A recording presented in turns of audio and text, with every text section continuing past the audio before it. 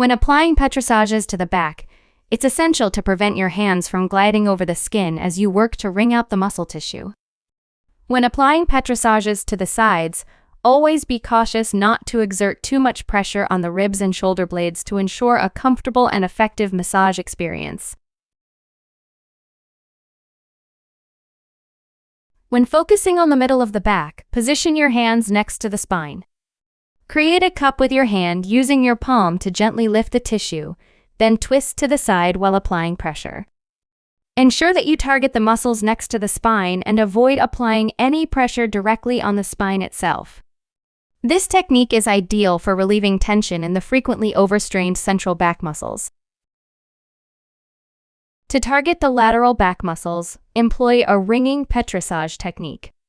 Grip the muscle tissue between your thumbs and hands, then gently wring out the muscle while applying slight pressure. This method is excellent for loosening the muscles around the shoulder blades, which can be challenging to massage using Petrissage techniques because of the underlying shoulder blade bones.